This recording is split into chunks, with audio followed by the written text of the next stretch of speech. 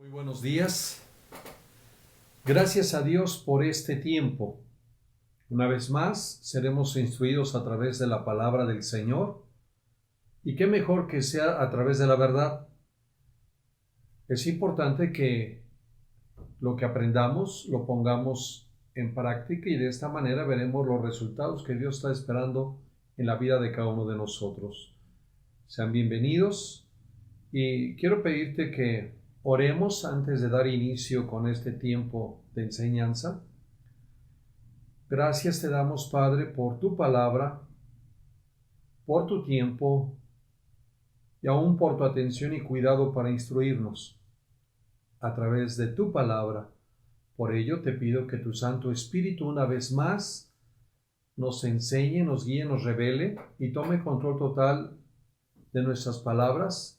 Igualmente toma control del tiempo, Señor, para que de esta manera lo que vamos a aprender a través de tu palabra sea edificante, porque tú nos dices que tu palabra es viva y eficaz y más cortante que toda espada de dos filos y que penetra hasta lo más profundo de nuestro ser, ayudándonos y nos enseña a discernir los pensamientos más profundos que hay en nuestro corazón. Bendito sea tu nombre, recibe la gloria, la honra y la alabanza, no solamente hoy, sino todos los días de nuestra vida. En el nombre de Cristo Jesús. Amén. Muy bien. Si tú vas a ponerle título al tema de hoy, se llama No hay más sacrificio. De hecho, hoy el mundo festeja la resurrección de Cristo. Otros le llaman la Pascua de Jehová.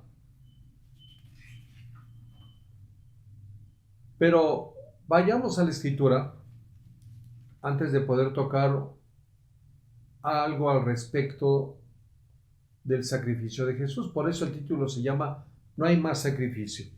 Para esto vamos a hacer un poquito de historia. Nos dice la palabra de Dios cuál fue el propósito de la venida de Jesús. Recuerda que en el libro de Mateo, el ángel le anuncia a José, el esposo de María, o más bien con quien estaba desposado María, dice que antes de tomarla, él tuvo una visión, un sueño, en el cual el ángel le dice que no dudara en tomar a María, porque lo que de ella había en su vientre provenía de Dios. En el verso 21 del capítulo 1 de Mateo, 21 al 23, vamos a dar lectura. El ángel le tiene que decir a José, y dará a luz un hijo, hablando de María, y llamará su nombre Jesús, porque él salvará a su pueblo de sus pecados. Muy bien. ¿Cuál era el propósito? ¿Cuál fue el propósito de la venida de Jesús, nuestro Señor? Salvar a su pueblo de sus pecados. Verso 22. Todo esto aconteció para que se cumpliese lo dicho por el Señor por medio del profeta cuando dijo: He aquí, una virgen concebirá y dará a luz un hijo y llamará su nombre Emmanuel, que traducido es Dios por nosotros. Había sido profetizado la venida de Jesús, el Hijo de Dios, y también el propósito de su venida. ¿Cuál era el propósito de su venida? Salvar a su pueblo de sus pecados. De ahí vamos a ver que Jesús en la cruz completó la obra y antes de entregar el Espíritu, Él mencionó estas dos palabras: consumado es. ¿Qué quiere decir consumado es? Se ha completado la obra, se ha concluido, no hay más que hacer por el perdón de los pecados de los seres humanos. Esto lo vamos a leer en Juan capítulo 19, verso 30, nos dice la Escritura de esta manera: Cuando Jesús hubo tomado el vinagre, este fue los últimos instantes que estuvo con vida nuestro Señor cuando había o estaba crucificado en la cruz. Dice, cuando Jesús hubo tomado el vinagre, dijo: consumado es. ¿Qué dijimos que significa consumado? Se ha concluido, se ha terminado. se ha completado la obra. Y habiendo inclinado la cabeza, entregó el Espíritu. Con estos dos pasajes podríamos concluir lo del lema de este día. No hay más sacrificio. ¿Quién hizo la obra? Nuestro Señor Jesucristo, habiendo sido, ¿qué? Profetizado. El apóstol Pedro nos dice, confíen en la Escritura. En 2 de Pedro, capítulo 1, versos 17 al 21, veamos qué es lo que dice.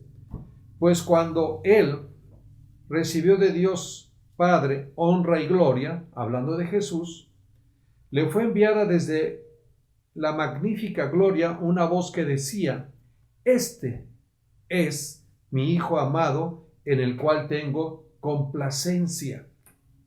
Y nosotros, hablando el apóstol Pedro, dice, oímos esta voz enviada del cielo cuando estábamos con él en el monte santo.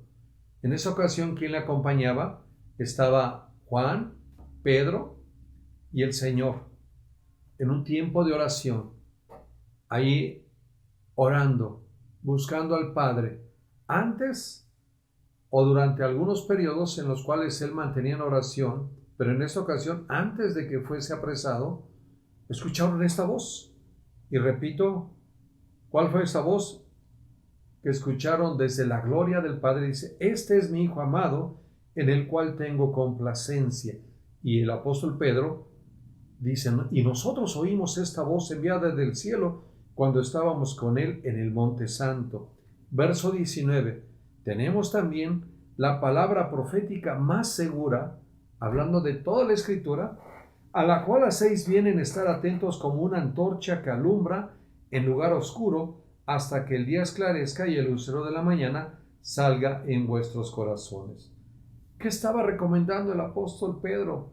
Confiemos en la Escritura. Ella da testimonio, habló proféticamente de la venida de Jesús, y en Jesús se cumplieron todas las profecías y él completó la obra, la terminó, la concluyó.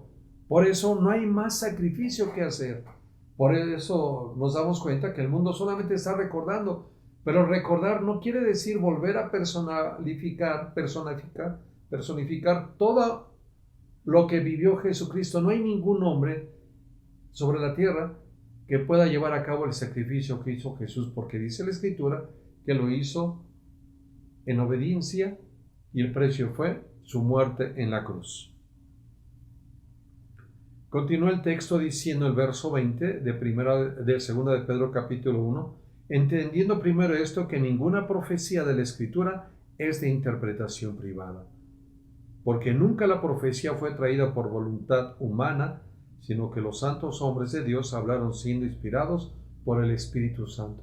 ¿Qué quiere decir esto? Que esto no es una exclusividad de hombres o de mujeres el que puedan entender la Escritura. Ella misma, a sí mismo, se interpreta. De hecho, en vida, nuestro Señor Jesucristo abrió el entendimiento de sus discípulos para que le fuera revelado, que le fuera aclarado todo lo que estaba escrito o lo que está escrito en esta palabra. Bueno, viendo estos tres pasajes, en el libro de Mateo, en el libro de Juan y en las cartas o en la segunda carta del apóstol Pedro, nos damos cuenta que hasta podíamos concluir el tema hoy. Ya no hay más que hacer. Nuestro sacrificio, o no hay más sacrificio que hacer. ¿Sí? Por eso a lo mejor tú te preguntarás, ¿por qué no llevamos a cabo rituales en el cual matamos animales para celebrar la Pascua? De hecho, para los judíos la Pascua, también conocida como Pesha, por su nombre en hebreo, es una festividad solemne que celebra la libertad del pueblo hebreo de la esclavitud de Egipto, relatada en el libro de Éxodo. Y solamente una figura, ¿verdad? ¿Qué figura era? La libertad del pecado. Porque la Pascua se remonta al año 1513 a.C., cuando el pueblo de Israel emprendió su éxodo desde Egipto hacia la tierra prometida, y la celebran cada año como recordatorio de la liberación del pueblo hebreo. ¿De qué él estaba liberado? De la esclavitud, ¿sí? En Éxodo capítulo 12, verso 1 al 14, la Pascua es la liberación de la esclavitud y redención de Israel por parte de Dios de manera sobrenatural. Y te repito, ¿cuál es el propósito? Ser libres de la esclavitud del pecado. Vayamos al libro de Éxodo capítulo 12, verso 1 al 14, y te vas a dar cuenta que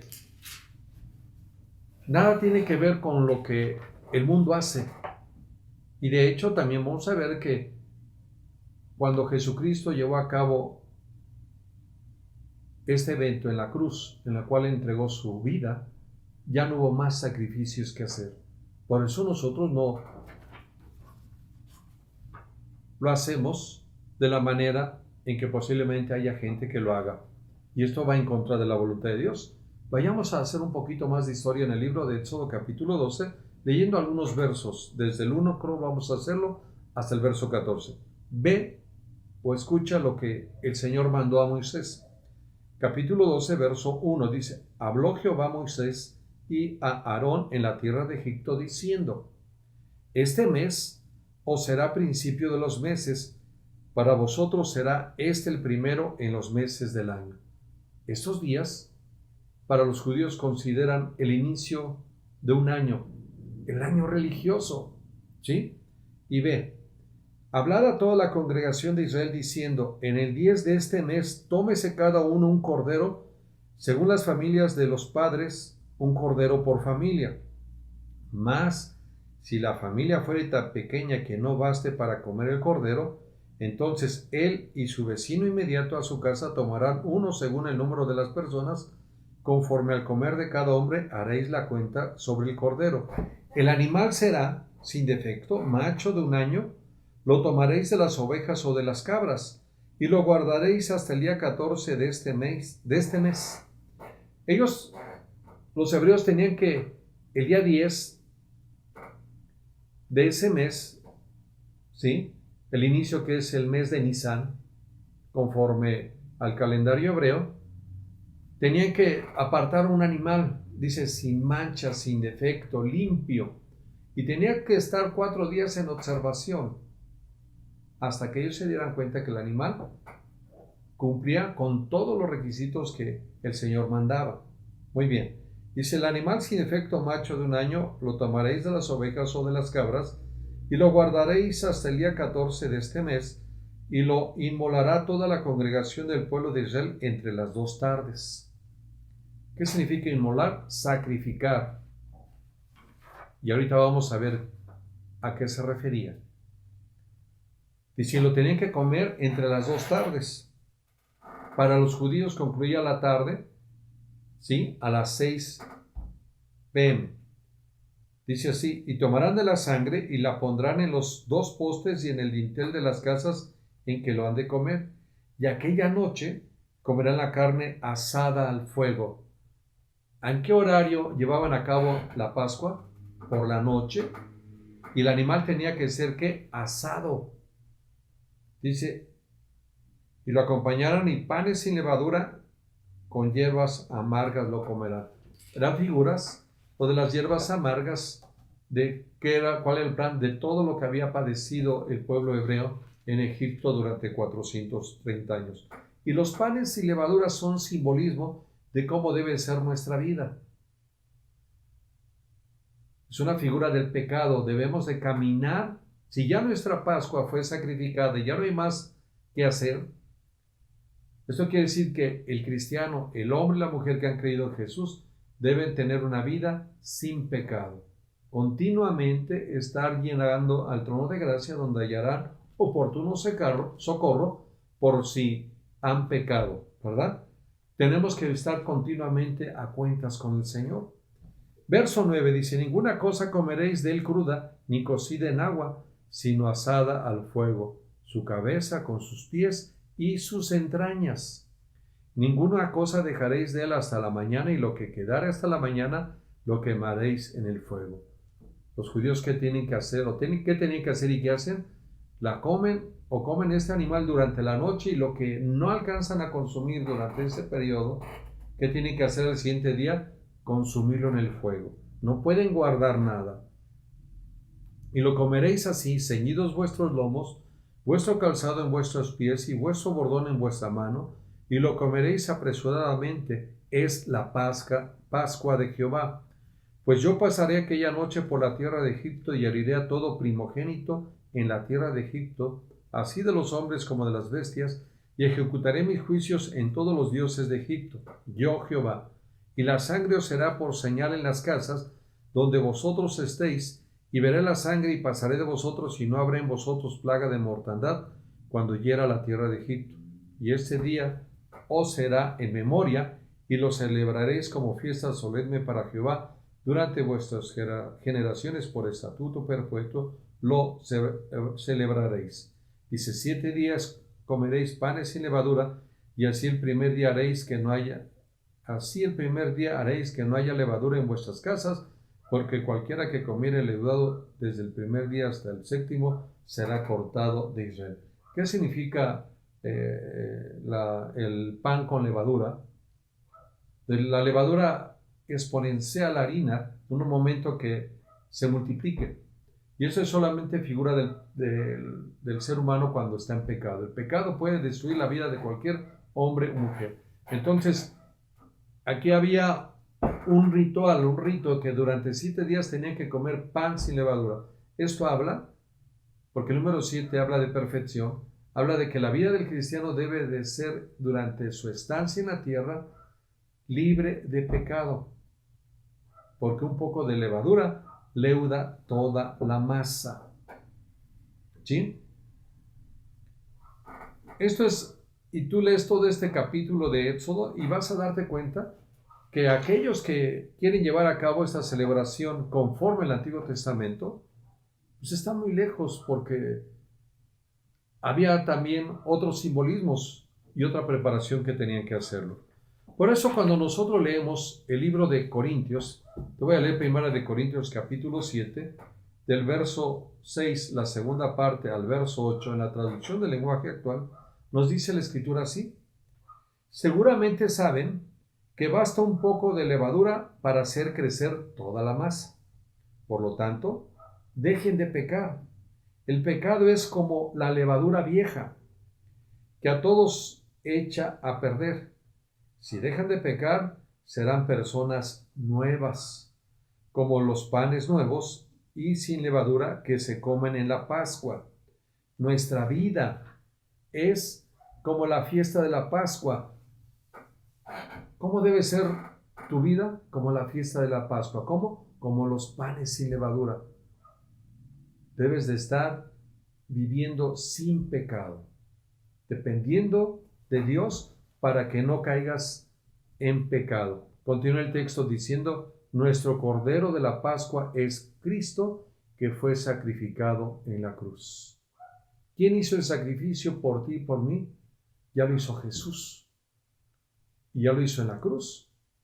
Y fue suficiente una vez para que tú y yo ahora caminemos justificados por su sangre y vivamos renunciando, desechando toda vida pasada en la cual vivíamos haciendo todo menos lo que a Dios le gustaba. Y verso 8, nosotros somos como el pan de la fiesta y debemos ser como el pan sin levadura, es decir, sinceros y honestos. No seamos malos ni hagamos daño a nadie, pues seríamos como el pan que se hace con la levadura vieja. Si nosotros nos encargamos de causar daño a alguien o tratar de comportarnos con maldad, sería estar viviendo como en nuestra vida pasada, en pecado. Entonces, cuando vemos y regresamos al título que ya no hay más sacrificio, la misma Escritura nos va a dar luz con respecto a ello. Hay muchos pasajes que nos podríamos tomar muchísimo tiempo en explicar y poder leer para que ampliáramos esto de la Pascua. Pero bastan algunos pasajes en algunos libros y principalmente en el libro de Hebreos donde nos habla de ello.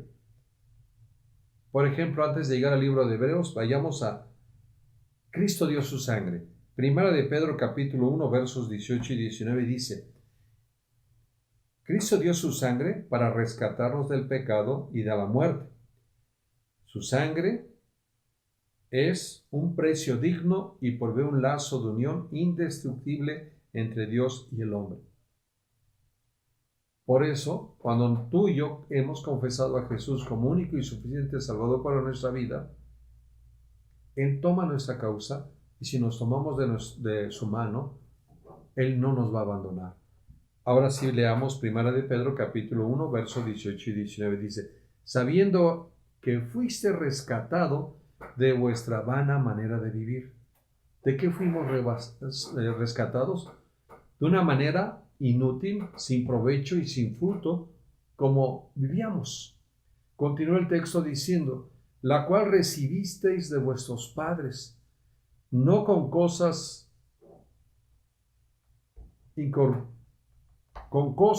corruptibles como oro o plata, sino con la sangre preciosa de Cristo, como de un cordero sin mancha y sin contaminación. Repito, sabiendo que fuiste rescatado de vuestra vana manera de vivir, y dice, no con cosas corruptibles como oro o plata. Fuimos rescatados de esa vana manera de vivir que nos dice la Escritura, la recibimos de nuestros padres. ¿Cómo fuimos rescatados? Con la sangre preciosa de Cristo, como de un cordero sin mancha y sin contaminación.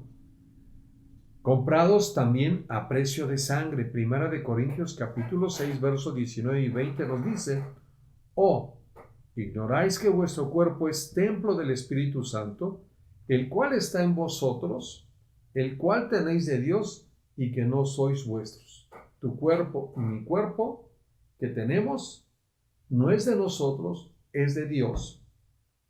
Y nuestro cuerpo, nuestro ser, es templo del Espíritu Santo.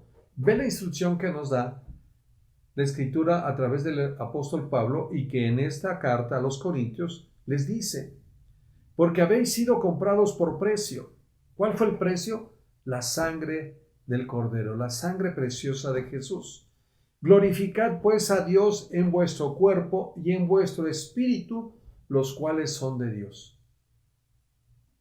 El día que estemos delante del Señor vamos a entregar cuentas de nuestro cuerpo.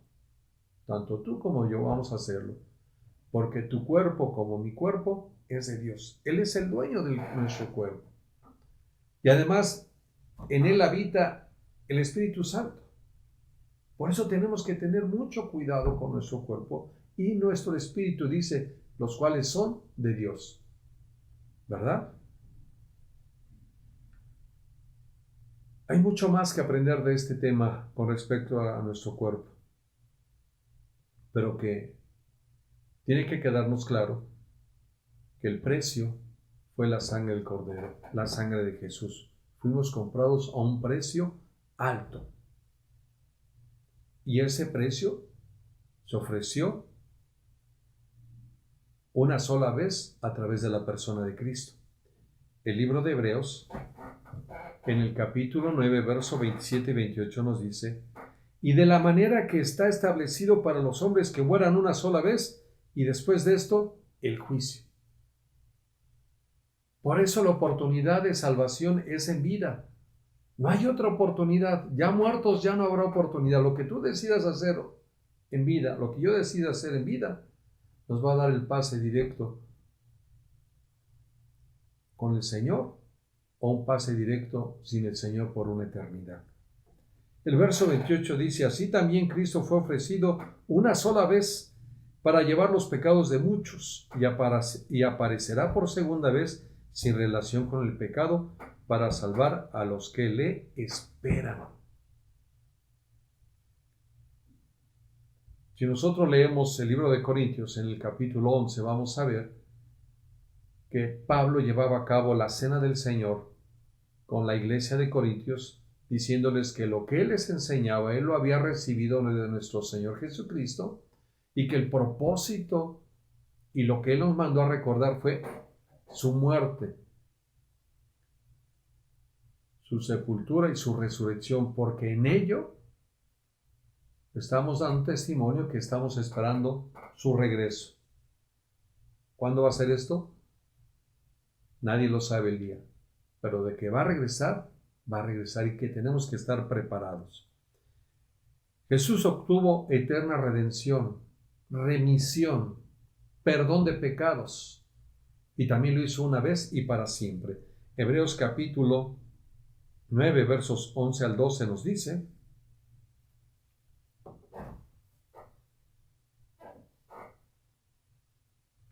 pero estando ya presente Cristo, sumo sacerdote de los bienes venideros, por el más amplio y más perfecto tabernáculo, no hecho de manos, es decir, no de esta creación, y por sangre de machos cabríos ni de becerros, sino por su propia sangre, entró una vez para siempre en el lugar santísimo, habiendo obtenido eterna redención. ¿Cuántas veces lo hizo el Señor? Una vez y para siempre. ¿En qué lugar? En el lugar santísimo. Y en el lugar santísimo no hecho por manos de hombre, sino en el mismo cielo, en el templo o en el lugar donde se encuentra nuestro Dios. De hecho, en la tierra, en el tabernáculo o en el templo terrenal, había un sumo sacerdote que solamente podía entrar una vez al año, después de expiar sus pecados y los pecados del pueblo, al lugar santísimo. Este lugar santísimo se hallaba después del lugar santo en el templo, que estaba dividido en dos partes. Pero solamente podía entrar el sumo sacerdote una vez. Por eso ahora tenemos un sumo sacerdote, mejor que cualquier otro sacerdote, porque todos los demás sacerdotes, nos dice la Escritura en el libro de Hebreos, tenían que haber sido, o han sido muchos, tenían que haber sido cambiados continuamente por la muerte de cada uno de ellos, porque no podían continuar, porque morían. Entonces tenía que haber otro y otro y otro. Pero nuestro Señor Jesucristo resucitó, Él vive, y Él está en ese lugar intercediendo por ti y por mí de día y de noche delante del Padre. ¿Cómo lo hace? Justificándonos a través de su sangre. La voluntad de Dios se cumple en la muerte de Cristo. Hebreos capítulo 10, versos 5 al 7 nos dice: por lo cual, entrando en el mundo, dice, sacrificio y ofrenda no quisiste, más me preparaste cuerpo. ¿De qué está hablando el autor del libro de Hebreos? De lo que pasó en la vida de Jesucristo. Él necesitaba, para llevar a cabo este sacrificio una vez para siempre, tener un cuerpo físico, vivir como un ser humano en la tierra, pero él era Dios en su interior. Por eso él no pecó. Cuando tú lees el libro de Mateo en el capítulo 4, verso 4, y Lucas capítulo 4, verso 4, donde habla de la tentación de Jesús, cuando intentó hacerlo caer el diablo, pues no fue posible. Mas, sin embargo, nuestro Señor Jesucristo le respondió con la palabra, porque le decía, escrito está, solamente a tu Dios servirás y a Él adorarás. Escrito está, no tentarás a tu Dios. Escrito está, no solamente de pan vivirá el hombre, sino de toda palabra que sale de la boca de Dios. 6 de Hebreos 10. Holocaustos y expiaciones por el pecado no te agradaron. Entonces dije, he aquí que vengo, oh Dios, para hacer tu voluntad, como en el rollo del libro está escrito de mí. ¿Qué leímos en el libro de Mateo capítulo 1 con respecto al nacimiento de Jesús? Que Él vendría a salvar a su pueblo de sus pecados. ¿Qué leímos en Juan capítulo 19, verso 30?